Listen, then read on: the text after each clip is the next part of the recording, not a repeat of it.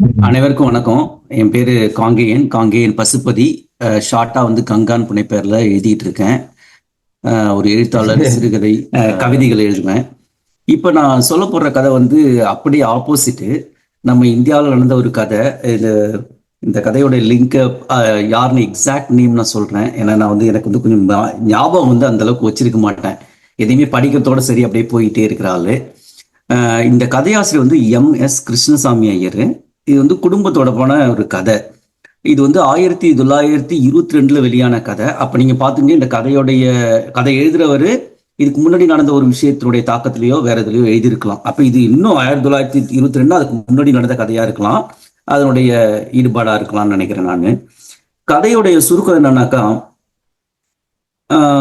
ஒரு அப்பா அம்மா, சுந்தரம்னு ஒரு சின்ன பையன், 16 வயசு இருக்கும். அப்பா வீட்டுக்கு வராரு. வீட்டுக்கு வந்த உடனே என்ன பண்றாருனாக்கா, வீட்டுக்கு வந்து கேட்கிறாரு, நான் ஒரு இந்த பூட்டி இருந்த அறைக்குள்ள இருந்த ஒரு பொட்டிக்குள்ளார இருக்கிற காசை போய் பார்க்கணும்னு போய் சாவியை தேடி வாங்கி போயிட்டு பாக்குறாரு. பார்த்தா அதுல காசை காணா. அதுக்கு பதிலாக வந்து ஒரு கட்டுரை எழுதின வியாசம்னு சொல்றாங்க.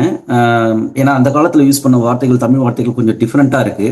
எனக்கே கொஞ்சம் படிக்கிறதுக்கு கொஞ்சம் கஷ்டமா இருந்தது. பட் அண்டர்ஸ்டாண்ட் பண்ணனா ஒரு கட்டுரையோ ஒரு சுருகிருப்போ இல்லை வந்து பையன் எழுதின நோட் புக்கோன்னு வச்சுக்கலாம் நம்ம இந்த காலத்துல.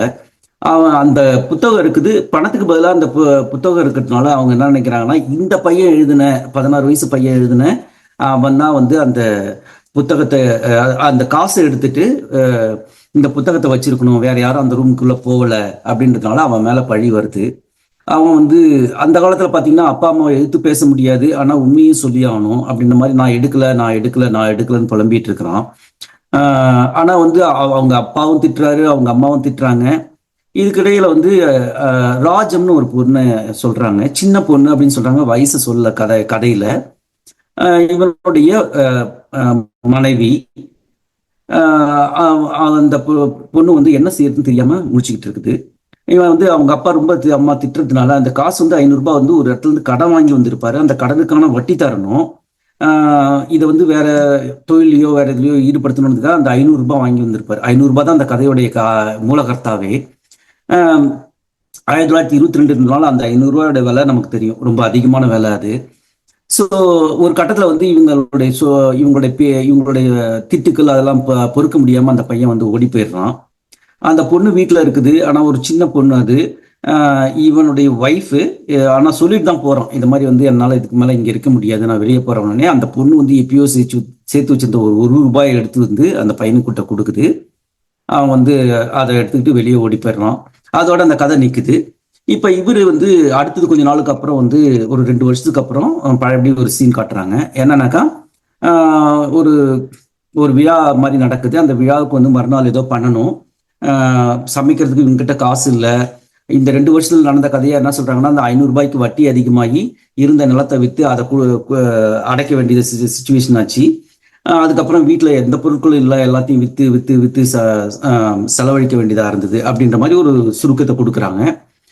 அங்கிருந்து பாத்தீங்கன்னாக்கா, அவன் வந்து 2 வருஷத்துக்கு அப்புறம் வந்து அவன் வரான். இவன் வந்து அதுக்குள்ளார வந்து இந்த சின்ன பொண்ணு வந்து, இந்த நான் என்ன பண்றேன், எனக்கு என்ன பண்றதுனே தெரியல, இந்த குடும்பத்துல ஒண்ணுமே இல்லை, எல்லாமே இதா இருக்கு, வந்து ஒரு மாதிரி அந்த காலத்துல இருக்கிற ஒரு மன சுழற்சி, மன அழுத்தம், அதை வந்து ஒவ்வொரு பீரியட் ஆஃப் டைம் வந்து காட்டுறாங்க. அந்த பொண்ணு வந்து ஹஸ்பண்ட் இல்லை, ஆனா வீட்லயே இருக்கிறா. மாமனார் மாமியார் வீட்டுல இருக்கிறா. ஸோ அந்த இது எந்த விதமான இதுலாம் நான் எதுக்காக இருக்கிறேன் அப்படின்ட்டு சாக போற முடிவுல இருக்கிறா.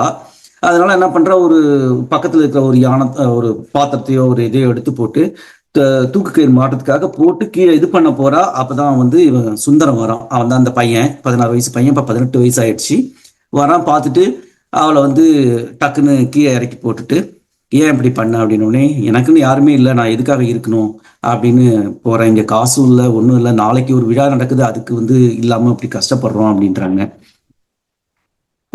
அவங்க அதுக்குள்ள அவங்க அப்பா அம்மா வந்துடுறாங்க. ஏமா இப்படி பண்ண, நாங்க கஷ்டம்தான் அப்படின்ட்டு இது பண்றப்ப அவங்க அப்பா என்ன பண்றாரு, இந்த போற அப்படின்னு சொல்றாங்க. வீட்டுக்கு மேல வந்து அந்த காலத்துல பாத்தீங்கன்னாக்கா, இந்த கூரை வீடு அது மாதிரி போறன்ட்டு ஒரு சின்ன இது மாதிரி ஏரியா மாதிரி இருக்கும் நினைக்கிறேன் நான், என்னுடைய இது. ஸோ அங்கே சாவி வச்சேன், அதை எடுத்துட்டு வான்றாங்க. இவன் வந்து சுந்தரம் வந்து சாவி எடுக்குதா போறான். அப்போ அது கூடவே இன்னொன்று கீழே விழுது. பார்த்தா அந்த பணக்கட்டு வந்து விழுது. எப்போ 2 வருஷம் முன்னாடி வச்ச 500 ரூபாய் வந்து இப்போ வந்து விழுது அதுலேருந்து.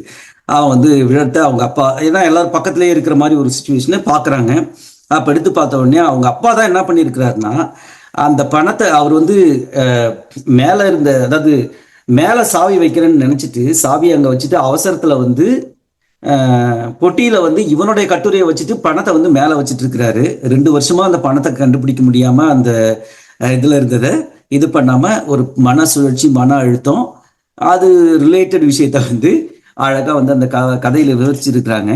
பட் என்னன்னாக்கா, அந்த காலத்துல 16 வயசுல கல்யாணம் நடந்துச்சு. 16 வயசு பையனாக்கா இந்த பொண்ணை வந்து சிறுமின்னு தான் சொல்றாங்க. ராஜம்னு அந்த ஒய்ஃப் பேரு. சிறுமின்னு தான் கதை ஃபுல்லாவே சொல்றாங்களே தவிர அதுல அந்த வயசோ எதையோ குறிப்பிடல. அப்புறம் பாத்துங்க, அது இல்லாம அந்த காலத்துல வந்து அப்பாவை எதிர்த்து பேச திறன் இல்லாத ஒரு பையன்,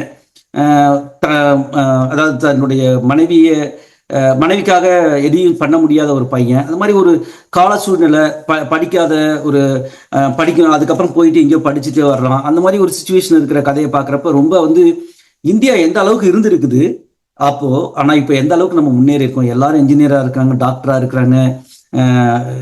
அட்லீஸ்ட் தமிழ்நாட்டை பார்த்தீங்கன்னா ஓரளவுக்கு நல்லா மற்ற ஸ்டேட்டை விடவோ மற்ற மாநிலத்தை விடவோ வெகு தொலைவில் நம்ம முன்னேறி வந்திருக்கிறோம்.